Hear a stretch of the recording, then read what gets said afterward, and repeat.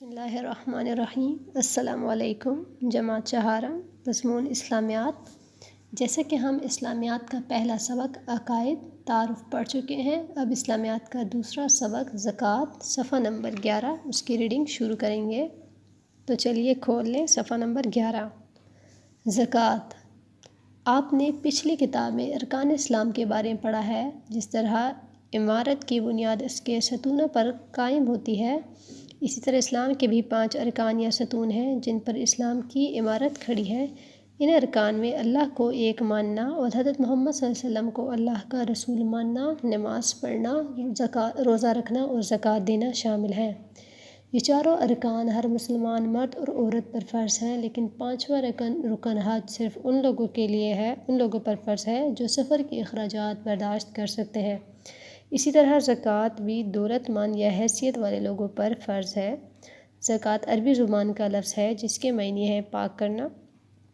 اپنے مال میں سے جب ہم غریبوں اور مسکینوں کو ان کا حق زکوٰۃ کی شکل میں دے کر ان کی مدد کرتے ہیں تو اللہ تعالیٰ اس مال میں اپنی رحمتیں اور برکتیں ڈال دیتا ہے۔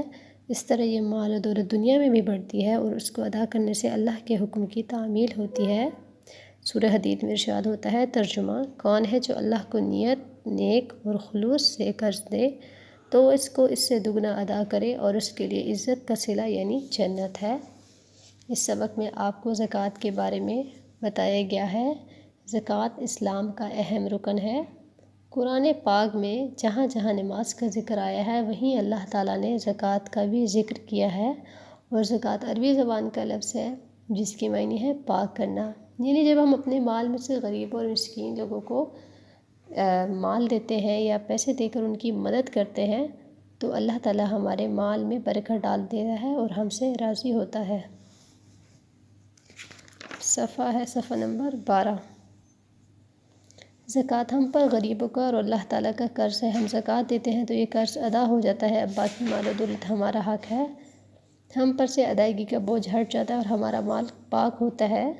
قرآن پاک میں ارشاد ہوتا ہے جس کا ترجمہ ہے، اور نماز پڑھتے رہو اور زکوٰۃ ادا کرتے رہو، اللہ کو نیک اور خلوص نیت سے قرض دیتے رہو، اور جو عمل نیک تم اپنے لیے آگے بھیجو گے اس کو اللہ کے ہاں بہتر اور صلے میں بزرگ برتر پاؤ گے، اور اللہ سے بخشش مانگتے رہو، بے شک اللہ بخشنے والا مہربان ہے۔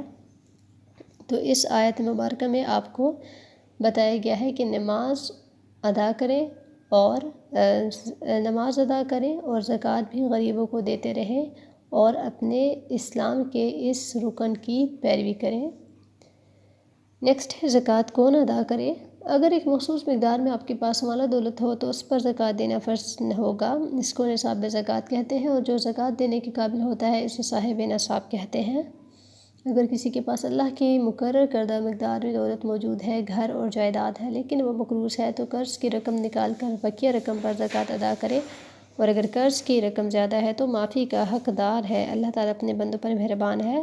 نصاب کی مقدار کی جو رقم آپ کے پاس پورے 1 سال جمع رہی ہو تو اور آپ کے استعمال اور ضرورت سے زیادہ ہو تو اس پر زکوٰۃ فرض ہے۔ آپ کے پاس زکوٰۃ کی حد 2.5% مقرر کی گئی ہے، یعنی 100 روپے پر 2.5 روپے زکوٰۃ بنتی ہے۔ ہر صاحب نصاب شخص کے پاس موجود مال و دولت، سونے اور چاندی کے زیورات وغیرہ کی مقررہ مالیت پر زکوٰۃ ادا کی جاتی ہے، جو بعد ازاں غریبوں، مسکینوں، یتیموں اور بیواؤں پر خرچ کی جاتی ہے۔ اس پیراگراف میں آپ کو یہ بتایا گیا ہے کہ وہ کون سا شخص ہے یا وہ کون سے لوگ ہیں جن پر زکوٰۃ فرض ہوتی ہے۔ تو یہ بتایا گیا ہے کہ وہ لوگ جن کے پاس 7.5 تولے سونا یا 52.5 تولے چاندی یا اس کی مالیت کے برابر رقم ہو، اور وہ اس شخص کے پاس پورا سال رہے تو ایسے مال پر زکوٰۃ لازم ہوتی ہے۔ اور زکوٰۃ دینے کے لیے غریبوں کو دینی چاہیے، مسکینوں کو دینی چاہیے، یا قریبی رشتہ دار جو ضرورت مند ہوں۔ یہ اب ہم آگے پیراگراف میں پڑھتے ہیں کہ زکوٰۃ کا مستحق کون ہے۔ والدین، اولاد اور سادات زکوٰۃ کے مستحق نہیں ہیں اور ان کو دینے سے زکوٰۃ ادا نہیں ہوگی۔ قریبی رشتہ دار، مستحق پڑوسیوں اور بے سامان مجاہد کو بھی زکوٰۃ دی جا سکتی ہے۔ فقیر اور مسکین کو زکوٰۃ دی جائے۔ فقیر اور مسکین وہ ہیں جن کے پاس ایک وقت کا بھی کھانا نہ ہو۔ قرض دار جو بغیر کسی گناہ کے قرض میں گرفتار ہو اور قرض ادا کرنے کا مال نہ ہو۔ یہاں آپ کو بتایا گیا ہے کہ وہ کون کون سے لوگ ہیں جو زکوٰۃ کے مستحق ہیں۔ مسجد کی تعمیر یا مسجد میں قائم مدرسے اور کسی شخص کے کفن کے لیے بھی زکوٰۃ نہیں دی جا سکتی۔ سورہ معارج میں ارشاد ہوتا ہے، ترجمہ: اور جن کے مال میں حصہ مقرر ہے، یعنی مانگنے والے کا اور نہ مانگنے والے کا۔ ترجمہ: صدقات یعنی زکوٰۃ اور خیرات تو مفلسوں اور ناداروں اور کارکنان صدقات کا حق ہے، اور ان لوگوں کا جن کی تالیف قلوب منظور ہے، اور غلاموں کے آزاد کرانے میں اور قرض داروں کے قرض ادا کرنے میں اور اللہ کی راہ میں اور مسافروں کی مدد میں بھی یہ مال خرچ ہونا چاہیے۔ یہ حقوق اللہ کی طرف سے مقرر کر دیے گئے ہیں، اور اللہ جاننے والا اور حکمت والا ہے۔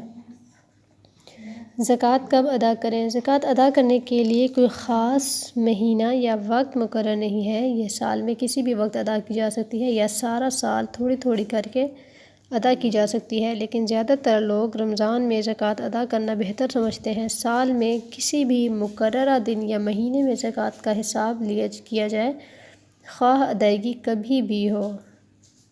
زکوٰۃ ادا نہ کرنے والوں کا انجام: کچھ لوگ زکوٰۃ اور فطرے کی رقوم ادا نہیں کرتے اور سوچتے ہیں کہ اتنی رقم دے کر دولت کم ہو جائے گی، تو قرآن مجید میں ان لوگوں کے دردناک انجام کے بارے میں سخت تنبیہ کی گئی ہے۔ ترجمہ: جس دن وہ مال دوزخ کی آگ میں خوب گرم کیا جائے گا، پھر اس سے ان بخیلوں کی پیشانیاں اور پہلو اور پیٹھیں داغی جائیں گی اور کہا جائے گا کہ یہ وہی ہے جو تم نے اپنے لیے جمع کیا تھا، جو تم جمع کرتے تھے، اب اس کا مزہ چکھو۔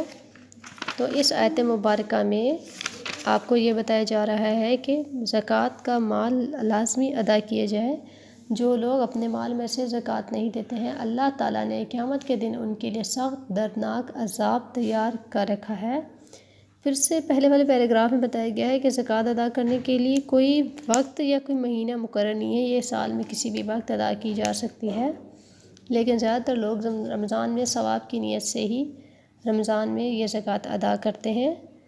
تو یہ آپ کے لیسن کی یعنی سبق کی ریڈنگ مکمل ہو گئی ہے۔ آپ لوگوں نے اس کی بار بار پریکٹس کرنی ہے، اس کی بار بار مشق کرنی ہے، اس کی ریڈنگ کرنی ہے، تاکہ اچھی طرح سے آپ کے ذہن نشین ہو جائے۔ اوکے، اللہ حافظ۔